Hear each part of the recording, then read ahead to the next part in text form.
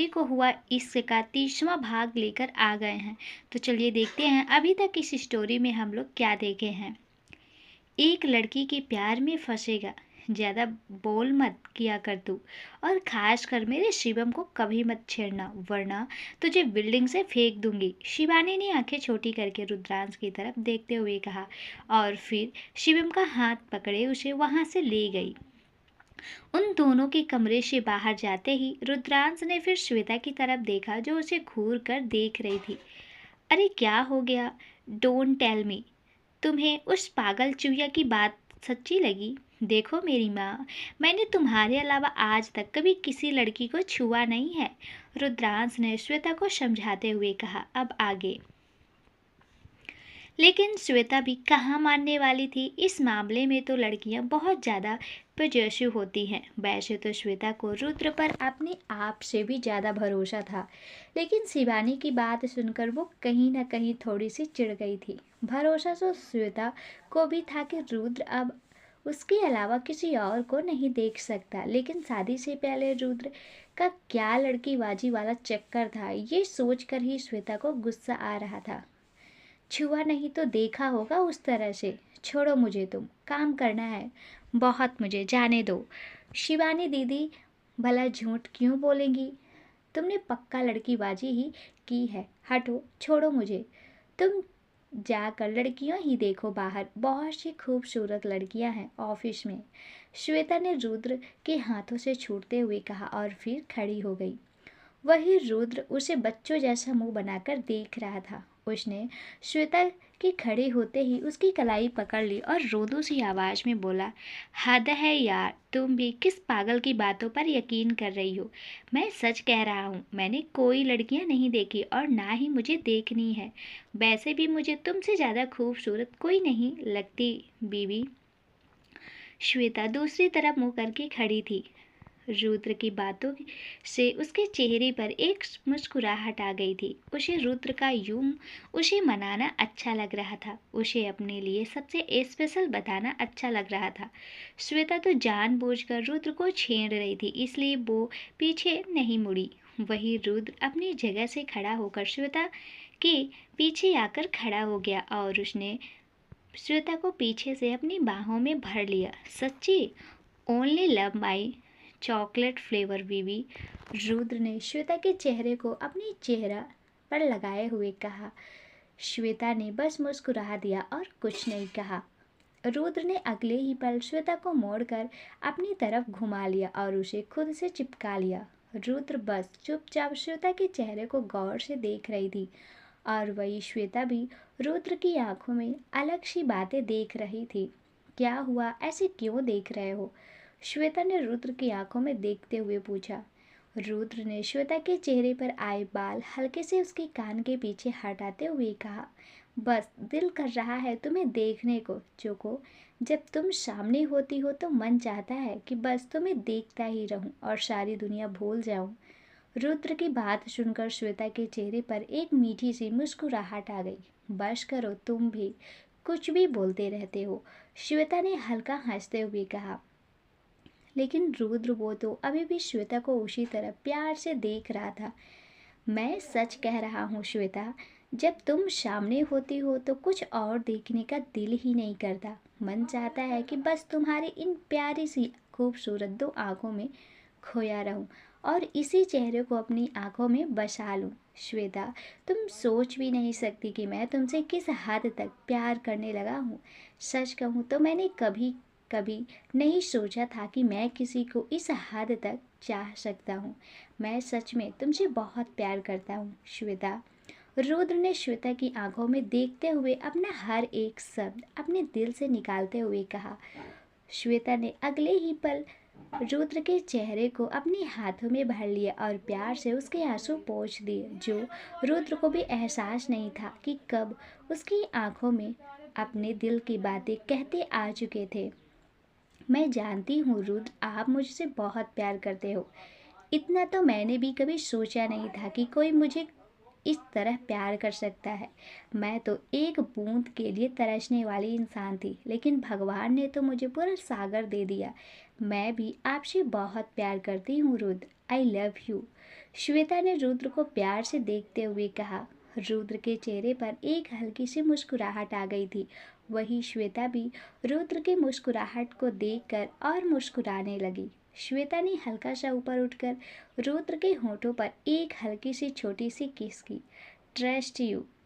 मैं भले ही आपको ऐसे परेशान करती रहूं, लेकिन आप अपने दिल में ये बात हमेशा रखना कि मुझे आप पर खुद से ज़्यादा भरोसा है। और हाँ, आपको पूरा भरोसा हो भी कि मुझे आप पर पूरा भरोसा है, तब भी आप मुझे मनाओगे, समझे? श्वेता ने रुद्र की आंखों में देखते हुए कहा। हमेशा, प्रॉमिस। जब भी मेरी प्यारी सी बीबी रूठ जाएगी, मैं अपनी पूरी जान लगाकर मनाऊंगा। तब तक तुम्हें मनाता रहूंगा जब तक तुम मान नहीं जाती। रुद्र ने श्वेता की नाक से अपनी नाक टच करते हुए प्यार से कहा। श्वेता के चेहरे पर एक मुस्कुराहट आ गई और वो अगले ही पल रुद्र के सीने से लग गई। रुद्र ने भी अपनी बाहें श्वेता पर कस ली थी। दोनों ही एक दूसरे को अपनी बाहों में महसूस करके जैसे पूरी दुनिया को अपने आगोश में महसूस कर रहे थे। वो लम्हे काफ़ी खूबसूरत से हो गए थे। कुछ देर एक दूसरे की बाहों से सिमटे रहने के बाद रुद्र ने अपनी चुप्पी तोड़ते हुए बोली, चोको। श्वेता ने हल्के से अपना सर रुद्र के सीने से उठाकर रुद्र की आंखों में देखते हुए पूछी। रुद्र के चेहरे पर एक शरारती सी मुस्कुराहट थी। उसने हल्का सा आगे झुककर श्वेता के कान में बोला, I want my favourite candies. Shweta की आंखें एकदम से बड़ी हो गई और उसने रुद्र के सीने पर मारते हुए कहा, रुद्र, बहुत बेशरम हो गए हो आप। चुपचाप काम पे ध्यान दो, ऑफिस में बहुत काम पड़ा है। लेकिन रुद्र भी अब कहाँ मानने वाला था। उसने अगले ही पल श्वेता को अपनी बाहों में उठा लिया और उनके ऑफिस से ही लेके एक रेस्ट रूम की तरफ बढ़ते हुए बोला, तुम्हारे साथ रहते हुए मुझे शर्म तो कभी आ ही नहीं सकती। बाकी काम तो बाद में देखा जाएगा, फिलहाल तो मेरी कैंडिस ज़्यादा ज़रूरी है। दूसरी तरफ रुद्रांशी इस वक्त मंडप में बैठी हुई थी। उसके साथ सौरभ सेहरा बांध कर बैठा हुआ था। पूरी जगह मंत्रों की गूंज रही थी और साथ ही रुद्रांशी के रोने की आवाज़ भी। शादी जैसे जैसे आगे बढ़ रही थी, रुद्रांशी का रोना बढ़ता जा रहा था। अब वह वधू फेरों के लिए खड़े हो जाओ, पंडित जी ने सौरभ और रुद्रांशी की तरफ देखते हुए बोला। नहीं पंडित जी, आप क्यों यह जबरदस्ती की शादी करवा रहे हैं? मुझे नहीं करनी इस इंसान से शादी, रुद्रांशी ने रोते रोते पंडित जी की तरफ देखते हुए कहा। वही पंडित जी बेचारे भी क्या करते, वो भी मजबूरी में यह शादी करवा रहे थे। बेटी, तुम भगवान के लिए मुझे मुश्किल से मत डालो।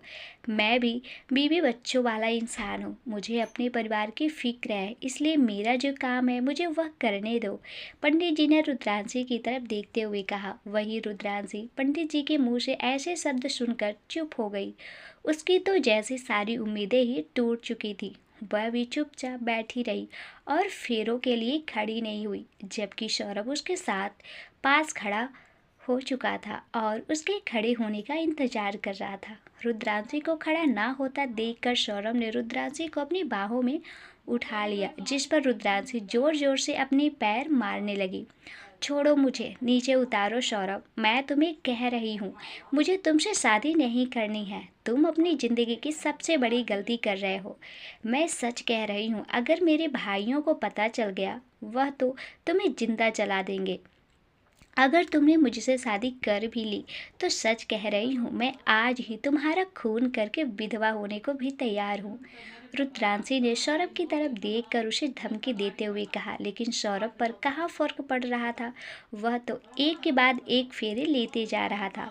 वक्त के साथ रुद्रांशी बेबस महसूस करने लगी थी। वह चाहे जितनी भी बोल लेती, सौरभ ना तो उसकी बात का कोई जवाब दे रहा था और ना ही उस पर रुद्रांशी की बात का कोई असर हो रहा था। देखते ही देखते पूरे 7 फेरे पूरे हो चुके और वह दोनों फिर से पंडित जी के कहने पर अपनी अपनी जगह बैठ गए।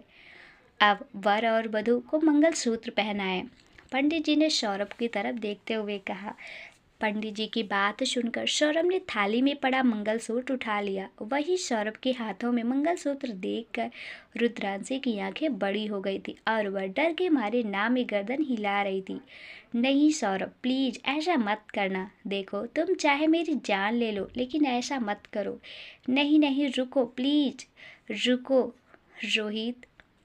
रुद्रांशी ने सौरभ को अपनी तरफ मंगलसूत्र लेकर बढ़ते हुए देखकर बोला, लेकिन जब वो नहीं रुका तो और इनमें एकदम से उसके मुंह से रोहित का नाम जोर से निकला। वही सौरभ के हाथ एकदम से रुक गए थे। वो रुद्रांशी को देख रहा था जो आंखें बंद किए रोकर बस रोहित रोहित बोले जा रही थी। अगले ही पल सौरभ खुद भी रुद्रांशी के करीब झुक गया और उसने रुद्रांशी के गले में मंगलसूत्र पहना दिया। रुद्रांशी को सौरभ की सांस अपनी गर्दन पे महसूस हो रही थी। पता नहीं क्यों सौरभ के इतने करीब आने पे उसे एक अलग सी फीलिंग्स आने लगी जो बुरी नहीं थी। रुद्रांशी को कुछ अजीब सा महसूस हो रहा था। मैं कोई भगवान थोड़ी ना हूँ बेवकूफ़ लड़की। मेरे नाम की जगह अगर भगवान के नाम को जपा होता तो अब तक हम दोनों की इस मुसीबत से बाहर निकल गए होते। रोहित ने रुद्रांशी के कान में धीमी सी आवाज़ में कहा। वही रोहित की आवाज़ सुनकर रुद्रांशी की आंखें एकदम से हैरानी से खुल गई। असल में मंडप में रुद्रांशी के साथ सौरभ की जगह इस वक्त रोहित बैठा हुआ था। रुद्रांशी जी अपनी एक सहेली को मिलने बाहर आई थी, लेकिन उस सहेली ने उसे धोखा दिया और वहां फंसा दिया। रुद्रांशी की वो फ्रेंड सौरभ से मिली हुई थी और वो ही रुद्रांशी को यहाँ लेकर आई थी। वही रोहित का दिल शांत नहीं हो पा रहा था। उसे लग रहा था जैसे रुद्रांशी किसी मुसीबत में थी, इसलिए उसने रुद्रांशी के फ़ोन को ट्रैक किया और यहाँ तक उसका पीछा करते हुए पहुँच गया। रोहित ने सौरभ को वॉशरूम में बंद कर दिया था और खुद उसकी शेरवानी पहनकर मंडप में रुद्रांशी के साथ बैठ गया, क्योंकि इतने आदमियों के साथ लड़ना भी उसके बस में नहीं था। 500 आदमी बहुत ज़्यादा थे। रोहित जानता था इस वक्त दिमाग का इस्तेमाल करना सही रहेगा। अब कुछ रिएक्ट मत कर देना वरना हम दोनों पकड़े जाएंगे। यहाँ पर बहुत आदमी हैं। रोहित ने रुद्रांशी को समझाया और उससे अलग हो गया। वही रुद्रांशी तो एकदम से हैरान रह गई थी। उसे यकीन नहीं हो रहा था कि उसकी शादी रोहित से हो गई थी। वह बस रोहित को देखे जा रही थी। उसे एहसास भी नहीं हुआ कि कब रोहित थाल में सिंदूर उठाकर उसकी मांग में भरने लगा। सिंदूर अपनी मांग में महसूस होते ही रुद्रांशी की आंखें अपने आप ही बंद हो गई। थोड़ा सा सिंदूर रुद्रांशी की नाक पर भी गिर गया। उसकी छोटी सी नाक सिंदूर से पूरी लाल हो गई। उन दोनों की शादी चाहे किसी भी हालातों में हुई थी, लेकिन इस वक्त दोनों के दिलों में बहुत सारा सुकून था। रोहित सेहरे के पीछे हल्का मुस्कुरा रहा था, क्योंकि रुद्रांशी उसकी दुल्हन जो बन चुकी थी, और वही रुद्रांशी का दिल भी इस वक्त खुशी से झूम रहा था, क्योंकि उसे अपने सपनों का राजकुमार पति के रूप में मिल गया था। हालांकि अभी इस लव स्टोरी को काफ़ी चुनौतियों का सामना करना पड़ता, लेकिन यह पल उनके लिए ज़िंदगी का सबसे खास पल थे। शादी संपन्न हुई। आज से आप दोनों पति पत्नी हुए। पंडित जी ने रोहित और रुद्रांशी की तरफ देखते हुए कहा। पंडित जी की बात सुनकर रुद्रांशी के होठों के कोने हल्के से ऊपर उठ गए, लेकिन उसने खुद को मुस्कुराने से रोक लिया।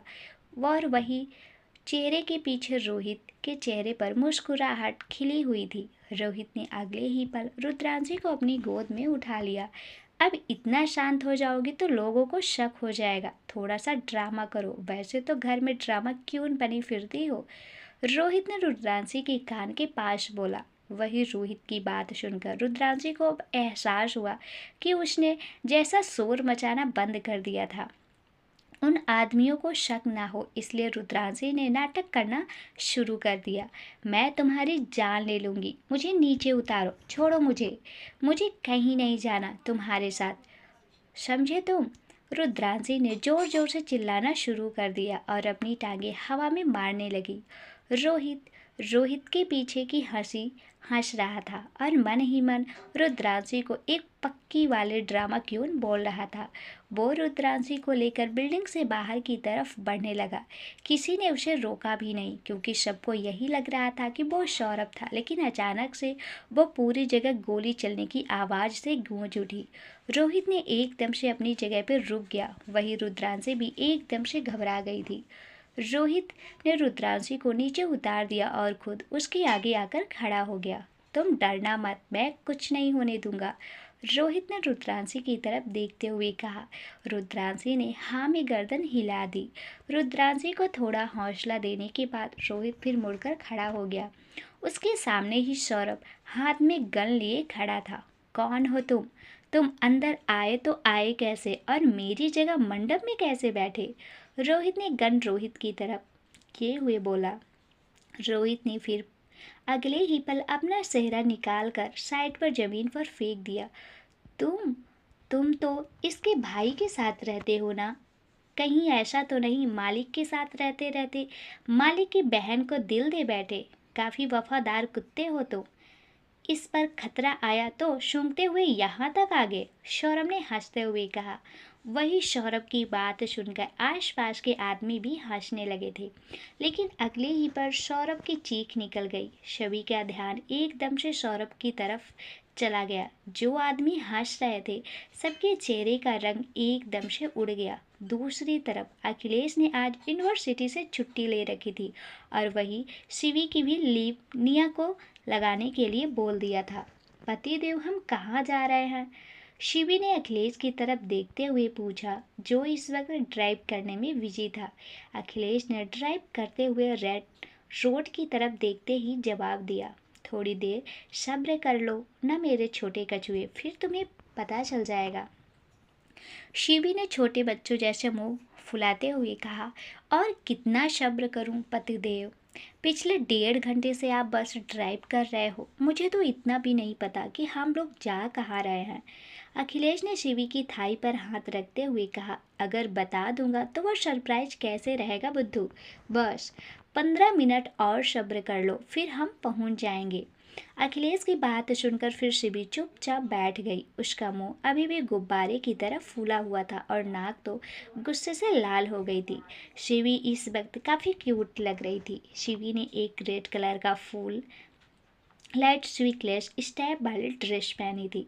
पैरों में रेड कलर के हील्स, कानों में बड़े बड़े डायमंड के झुमके वाला खुला छोड़े हुए, होठों पर रेड कलर की लिपस्टिक, हाथों में रेड चूड़ियाँ और अब तो चेहरा भी लाल हो गया था। सुबह से मुझे तैयार करके बस गाड़ी में बैठाया हुआ है, पता भी नहीं कहाँ लेकर जा रहे हैं।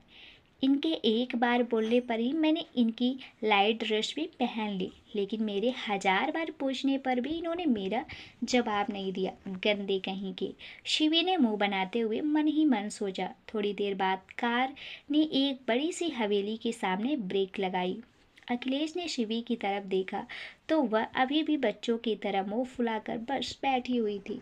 अखिलेश ने एक गहरी सांस लेकर गाड़ी से नीचे उतर गया और फिर मुड़कर शिवी की तरफ आ गया।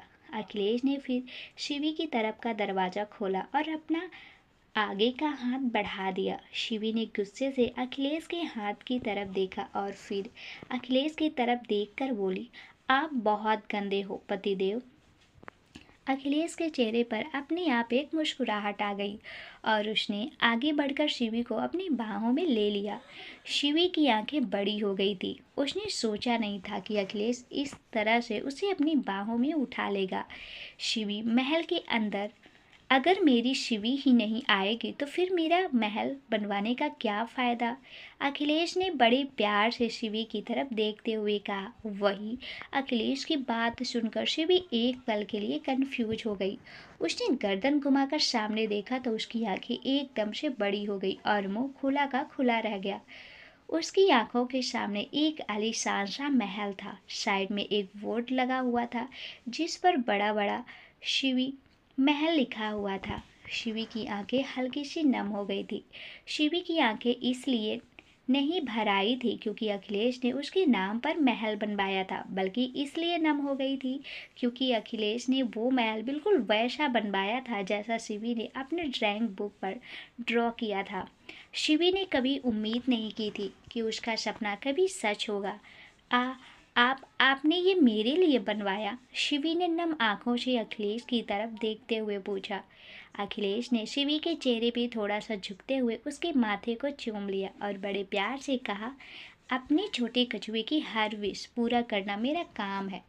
तुम भूल गए क्या? मैंने तुमसे वादा किया था कि तुम्हारी हर एक ख्वाहिश जो मेरे हाथ में होगी मैं वह जरूर पूरा करूँगा। अब यही बातें करने का इरादा है? अंदर चल के देखो कि नहीं कैसा है ये महल, मेरी शिवी महल। शिवी से तो कुछ बोला ही नहीं जा रहा था। वो बस अखिलेश के सीने से लग गई और उसने अपनी बाहें अखिलेश के कंधे पे लपेट ली। अखिलेश फिर मुस्कुराते हुए शिवी को आगे ले गया। दरवाजे के पास पहुंचते ही अखिलेश रुक गया। छोटे कछुए, ऐसे मुंह छुपाकर क्या बैठे हो? सामने देखकर बताओ तो सही, कैसा लगा तुम्हें सब? अखिलेश ने प्यार से शिवी से पूछा। शिवी ने फिर धीरे से अपना सर अखिलेश की गर्दन में उठा के सामने देखा। महल का दरवाज़ा काफ़ी खूबसूरत था। शिवी ने महल के दोनों दरवाज़ों पर देखा जहाँ कांच पर शिवी की तस्वीर दोनों तरफ बनी हुई थी। शिवी के चेहरे पर मुस्कुराहट थी और आंखों में तो आंसू रोकने का नाम ही नहीं ले रही थी। शिवी को रोता हुआ देखकर अखिलेश ने कहा, क्या छोटे कछुए, तुम मेरी मेहनत पर आंसू फेरने वाली काम मत करो। मैंने यह सब तुम्हारी मुस्कुराहट देखने के लिए किया था, ना कि आंसू देखने के लिए। शिवी ने छोटे बच्चों जैसा जोर जोर से रोते हुए कहा, मैं क्या करूं? मेरे आंखों से आंसू बह ही रहे हैं। मैं जानबूझकर थोड़ी ना बहा रही हूँ। शिवी को देखकर तो अखिलेश को हंसी आ रही थी। उसने शिवी को पास करते हुए उसका माथा फिर से चूम लिया। अखिलेश ने शिवी को उतार दिया और उसका हाथ थाम लिया। मैं तुम्हें शादी के बाद कोई गिफ्ट देना चाहता था, जो मुझे लगा क्यों ना मैं तुम्हें वह गिफ्ट दूं जो तुम सच में चाहती हो। इस महल में सब कुछ वैसा ही है जैसा तुम चाहती हो। अब थोड़ी देर रुको, मैं 2 मिनट में आता हूँ। अखिलेश ने प्यार से शिवी की आंखों में देखते हुए कहा और उसकी गाल को चूमकर अंदर चला गया। अखिलेश ने अंदर जाने के बाद शिवी आसपास नजरें घुमाकर देख रही थी। वहां के गार्डन का एक एक फूल भी उसी रंग का था जैसे उसने पेंटिंग में ड्रॉ किया था। शिवी को अपने दिल में आज बहुत खुशी महसूस हो रही थी। वह अपने आप को बहुत खुश नसीब महसूस कर रही थी। उसे अखिलेश जैसा पति मिला था। थोड़ी देर में अखिलेश अपने हाथ में एक थाल पकड़े हुए दरवाजे के पास वापस आ गया। अखिलेश ने थाल महल की दहलीज के अंदर रख दिया और शिवी की तरफ देखने लगा। शिवी के चेहरे पर एक मुस्कुराहट थी क्योंकि वो थाल आलते में भरी हुई थी। अखिलेश ने शिवी की तरफ अपना हाथ बढ़ाते हुए कहा, तुम पहली बार अपने इस आशियाने में आ रही हो। इस महल में हमारी बहुत सी यादें जुड़ी शिवी, जो लाइफ में के अगले सफ़र में हमेशा हमारे साथ रहेंगी। इस महल में मैं तुम्हारे साथ हर एहसास जीना चाहता हूँ। मुझे ज़्यादा रीति रिवाज नहीं आते, लेकिन जितना जानता हूँ शिवी के पैर घर के लिए अच्छे होते हैं।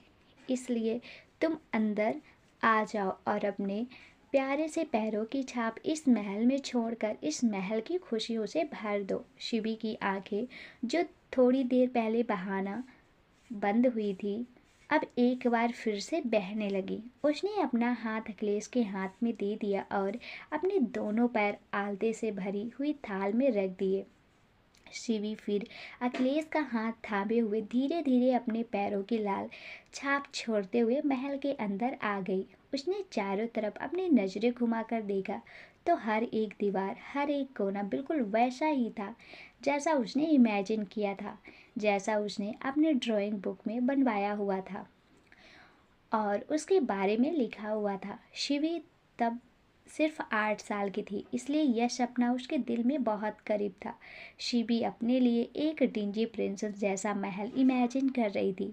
उसने वह सब ड्राइंग बुक में बनवाया था। बचपन से ही उसके हाथों में काफ़ी जादू था, इसलिए वह काफ़ी अच्छी तस्वीर बनाती थी। शिवी की तस्वीर अच्छी थी, इसलिए अखिलेश को आसानी हो गई और उसने सब कुछ वैसा ही बनवा दिया। शिवी का दिल तो खुशी से ही भारी हो गया था, जैसे उसे इतनी सारी खुशियां संभाली ही नहीं जाने वाली थी। कैसा लगा? अखिलेश ने शिवी के पीछे से अपनी बाहों में भरते हुए कहा। शिवी ने कोई जवाब नहीं दिया, बस अखिलेश का हाथ अपने पेट से हटाकर अपने हाथों में ले लिया और उसे खींचते हुए आगे बढ़ गई। अखिलेश जानता तो नहीं था कि शिवी कहाँ लेकर जा रही थी, लेकिन वो चुपचाप उसके साथ खींचता हुआ चला गया। सीढ़ियों के पास पहुंचकर शिवी खुद सीढ़ी के स्टेप पर खड़ी हो गई और अखिलेश नीचे जमीन पर ही खड़ा था। उन दोनों के चेहरे अब बिल्कुल आमने सामने हो गए थे।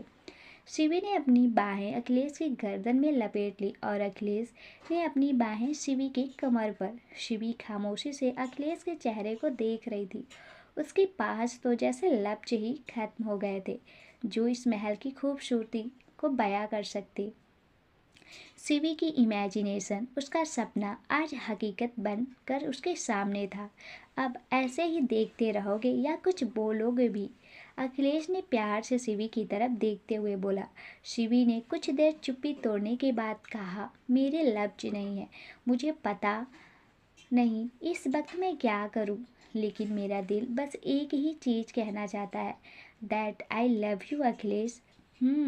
फिर से कहो। अखिलेश ने आंखों में एक चमक लिए हुए शिवी की तरफ देखकर कहा, आई लव यू।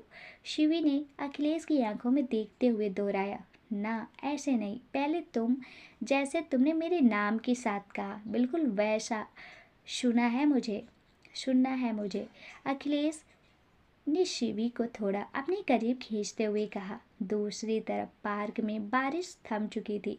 सिद्धार्थ और गौरी अभी भी कार में ही थे। बारिश के मौसम में प्यार का असर इतना गहरा हो गया था कि उन दोनों ने तो एक दूसरे को लगभग खा ही लिया था।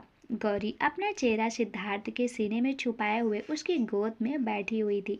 सिद्धार्थ ने सिर्फ अपना लोवर पहना हुआ था और गौरी ने तो वो भी नहीं। कार का ग्लास पहले ही ब्लैक कलर का था और बाहर बादल वाला मौसम होने की वजह से शाम ढल चुकी थी। किसी को भी कार के बीच में क्या हुआ था कुछ दिखने वाला नहीं था और वैसे भी कार बाकी लोगों की नज़रों से दूर पेड़ों के पीछे पार्क में खड़ी हुई थी। अब और कब तक शर्माती रहोगी? हमने एक दूजे को प्यार पहली बार थोड़ी ना किया है, लेकिन ये सब कुछ हमारे बीच पहली बार इसी कार में ज़रूर हुआ था। सच में उस दिन तुम बहुत टेम्पटिंग लग रही थी।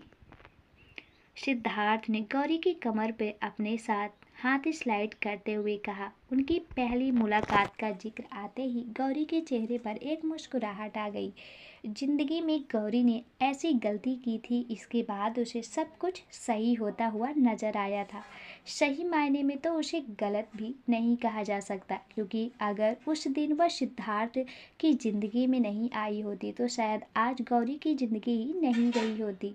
सिद्धार्थ ने गौरी की हारी हुई ज़िंदगी को जीत लिया था। उस पहली मुलाकात के बाद गौरी सिद्धार्थ की एक ताकत बन गई थी। वो नशीली सी रात गौरी की ज़िंदगी में बाहर लेकर आई थी। ऐसा लग रहा था उसे रात में गौरी की अंधेरी ज़िंदगी में सवेरा कर दिया था। जिस रात को मैं अपनी ज़िंदगी की गलती समझ रही थी, असल में वो मेरी ज़िंदगी की सबसे बड़ी रात है। आपके करीब आना सिद्धार्थ। जितने कदम मैंने अपनी तरफ बढ़ाए, उतने ही कम मैं खुशी और ज़िंदगी की तरफ बढ़ती गई। गौरी ने हल्के से अपना चेहरा उठाकर सिद्धार्थ के चेहरे की तरफ देखा। मेरी ज़िंदगी की भी सबसे खूबसूरत रात वही थी जब मैं तुमसे मिला। मैं सच में बहुत कोशिश की थी खुद को कंट्रोल करने की, लेकिन तुम्हारी खूबसूरत के आगे हार गया। वैसे क्या मैं तुम्हें वह राजकुमार लगता हूँ? इसके बारे में तुम्हारी माँ तुमसे कहती हैं। पहली बार तुमसे मिला था तो तुम कह रही थी कि तुम्हारी माँ कहती हैं तुम्हारे लिए एक राजकुमार आएगा। क्या मैं तुम्हें वैसा लगता हूँ? सिद्धार्थ ने गौरी की आंखों में देखते हुए पूछा। गौरी के चेहरे पर एक मुस्कुराहट थी। उसने हल्के से अपना हाथ उसके गाल पे स्लाइड करते हुए उसको अपने और करीब खींच लिया। गौरी को खींचते ही सिद्धार्थ और गौरी की नाक आपस में टकरा रही थी। मेरी माँ जिस राजकुमार के बारे में बात कहती थी, जैसा उन्होंने मुझे बताया था और जैसा मैंने अपने सपनों में अक्सर सोचा था, आप सबसे बहुत बेहतर हो। मेरी सोच से भी ज़्यादा बेटर हो आप, गौरी ने सिद्धार्थ की आंखों में देखते हुए कहा और अगले ही पल अपने होंठ सिद्धार्थ के होंठों से मिला लिए। सिद्धार्थ ने भी अपने आप जैसे गौरी के हवाले कर दिया था। सिद्धार्थ ने अपना ही कहा जाने पर करके पीछे रख लिया और दूसरा उसकी कमर पर रख के उसे सपोर्ट करने लगा। सिद्धार्थ बस मूर्ति सा बना हुआ और गौरी को महसूस कर रहा था। वही गौरी अपने पूरे दिल से सिद्धार्थ को किस कर रही थी। उस किस में सिर्फ और सिर्फ गौरी का प्यार था। दोनों एक दूसरे को महसूस करते हुए एक दूसरे के साथ बिताए पिछले 1.5 महीने के वक्त को याद कर रहे थे। उनकी पहली मुलाकात से लेकर आज तक का जिंदगी उनकी आंखों के सामने रेल की तरह चल रही थी। जाने की आंखें आंसुओं से भीग गई थी। वही अपनी बीमारी से भरी हुई जिंदगी की कल भी यादों को याद करके सिद्धार्थ की आंखें भर आई। कहाँ उसकी ज़िंदगी तन्हाई से भरी हुई थी और कहाँ आज वह अपने पूरे परिवार के साथ पूरी दुनिया में खुलकर जी रहा था, और सबको सिर्फ और सिर्फ उसके स्वीट हार्ट की वजह से। हाँ, कि तो सिद्धार्थ की भी नाम हो गई थी। दोनों की गल एक दूसरे से टकरा रही थी, जिससे दोनों के आंसू मिलकर एक हो गए थे। बिल्कुल वैसे ही जैसे दोनों आत्मा से एक हो चुके थे। दोनों की जिंदगी जैसे एक दूसरे के आने से पहले बिल्कुल बेरंग और बेजान सी थी, लेकिन दोनों ने एक दूसरे की जिंदगी में आके जैसा बाहर ला दिया था। दोनों का साथ एक दूसरे को पूरा करता था और एक दूसरे के बिना वह खुद को अकेला या कह सकते हैं अधूरा महसूस करते थे। दूसरी तरफ SSR कंपनी में रुद्रांश श्वेता के सीने पर सर रखा सोया हुआ था और श्वेता चुपचाप उसे देख रही थी। श्वेता का एक हाथ रुद्रांश की पीठ पर ठहरा हुआ था और दूसरा रुद्रांश के बालों को सहला रहा था। श्वेता आंखों में जैसी दुनिया भर का प्यार लेकर रुद्रांश को देख रही थी। कभी सोचा नहीं था आप जैसा इंसान भी मुझे मिलेगा। अगर मेरी जिंदगी में भगवान के बाद कोई मेरे लिए रोया होगा तो वह आप है रुद्र। भगवान को तो मैंने कभी नहीं देखा, लेकिन सच कहूँ तो आप ही मेरे भगवान बन गए हो, जिसकी आंखों में मैंने अपने लिए आंसू अपनी आंखों से देखे हैं। हर किसी ने बस मुझे जख्म दिए, लेकिन आपने मलहम लगाया। बहुत खुश नसीब हूँ मैं कि मुझे आप मिले। श्वेता ने एक मीठी सी मुस्कुराहट के साथ धीमी धीमी आवाज में बोला। श्वेता को तो लगा था कि शायद रुद्र सोया हुआ था, लेकिन अगले ही पल उसे रुद्र की आवाज़ आई। खुश नसीब तो मैं हूँ जिसे इतनी टेस्टी चॉकलेट फ्लेवर वाइफ ही मिली हुई है। सच में दुनिया की कोई चॉकलेट तुम जितनी मीठी नहीं है मेरी चोको। रुद्रांश ने धीरे से अपनी आंखें खोलकर हल्का शब्द चेहरा ऊपर उठाकर श्वेता की तरफ देखकर कहा। श्वेता के चेहरे पर हल्की सी शर्म आ गई थी। श्वेता ने अपनी आंखें बंद करके अपना चेहरा दूसरी तरफ कर लिया। अब उठिए, मुझे कपड़े पहनने हैं। देखिए कितना वक्त हो गया है, ऑफिस में कितना सारा काम है, लेकिन आपको तो ऊपर से आप किसी छोटे बच्चों की तरह सो भी गए। श्वेता ने शर्माते हुए बोला। श्वेता और रुद्र की अपर बॉडी पर कोई कपड़ा नहीं था। रुद्र श्वेता की एक्सपोज बॉडी पर चेहरा रखे लेटा हुआ था, जिस वजह से श्वेता को और ज़्यादा शर्म आ रही थी। लेकिन रुद्र को कहाँ शर्म भी, उसने तो श्वेता को छेड़ने के लिए उल्टा उसे शक करना शुरू कर दिया। श्वेता की आंखें एकदम से बड़ी हो गई और उसने रुद्र की तरफ देखा, जो किसी छोटे बच्चों की तरह उसे शक कर रहा था। रुद्र, मैं आपको कब से क्या बोल रही हूँ और आपको कुछ समझ भी नहीं आ रहा। छोड़ो मुझे, हमें काम करना है। कोई आएगा तो हमें दोनों को वहाँ नहीं पाएगा तो लोग क्या सोचेंगे। ऑफिस को घर समझ रखा है। श्वेता ने रुद्र के कंधे पे हाथ मारते हुए थोड़ा गुस्सा करते हुए कहा। रुद्र पर तो श्वेता की बातों में कोई असर नहीं था।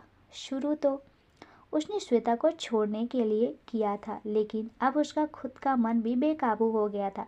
श्वेता की भी वह मीठी मीठी सिसकियां निकलने लगी थी और वो दोनों फिर से एक दूसरे में खो गए थे।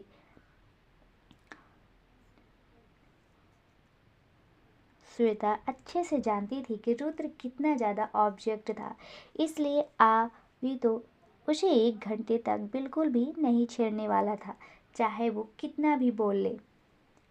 दूसरी तरफ शिवी अखिलेश का साथ पूरा महल घूम रही थी और किसी छोटे बच्चे की तरह खुश हो रही थी। शिवी के चेहरे की खुशी देखकर अखिलेश का चेहरा तो अपने आप ही चमक रहा था। सच में आपने तो मेरा सपना सच कर दिया अखिलेश, मैं आज बहुत ज़्यादा खुश हूँ। Thank you so much. Shivi ने एक मुस्कुराहट के साथ पीछे अखिलेश की तरफ मुड़कर कहा और उसके सीने से लग गई। अखिलेश देवी शिवी को अपनी बाहों में भर लिया और उसके माथे को चूमते हुए बोला, लेकिन मैं तुम्हारा इतना रूखा सूखा थैंक यू नहीं लेने वाला छोटे कछुए। मैं तुम्हारा सपना सच किया है, तो क्या तुम मेरी एक छोटी सी ख्वाहिश पूरी करोगी? शिवी ने अखिलेश का हाथ से अपना चेहरा उठाते हुए ऊपर अखिलेश की तरफ देखते हुए हाँ में गर्दन हिलाकर कहा, बोलिए आपको क्या चाहिए? शिवी महल में शिवी सबकी इच्छा पूरी करेगी। बोलो आपकी क्या ख्वाहिश है?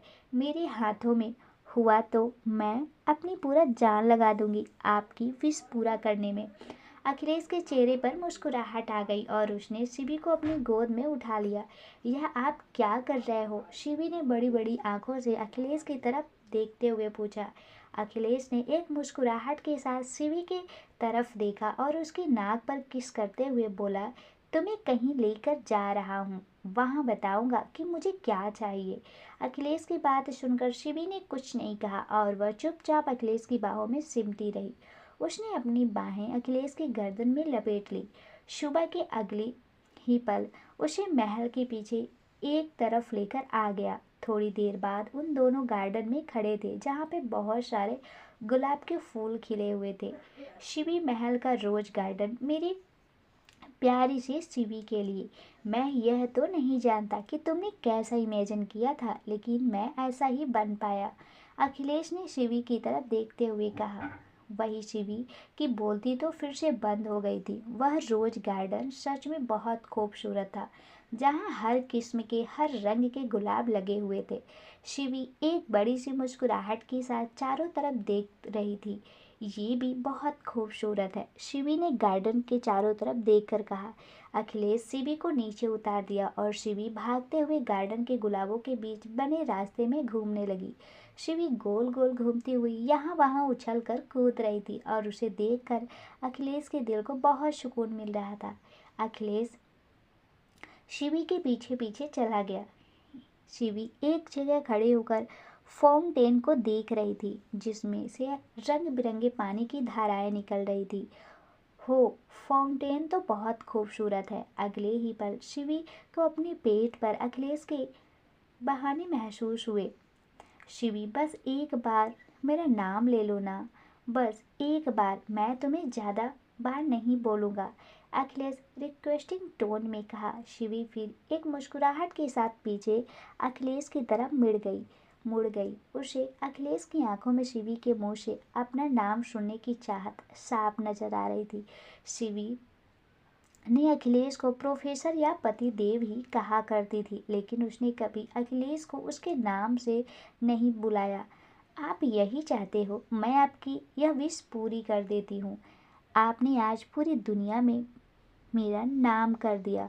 आपके लिए तो मैं इतना तो कर ही सकती हूँ। अगर मुझे पाप लगेगा तो मैं बर्दाश्त कर लूँगी, लेकिन आपके विश जरूर पूरी करूँगी। शिवी ने एक मुस्कुराहट के साथ अखिलेश की तरफ देखते हुए कहा और अपनी बाहें अखिलेश की गर्दन पे लपेट ली।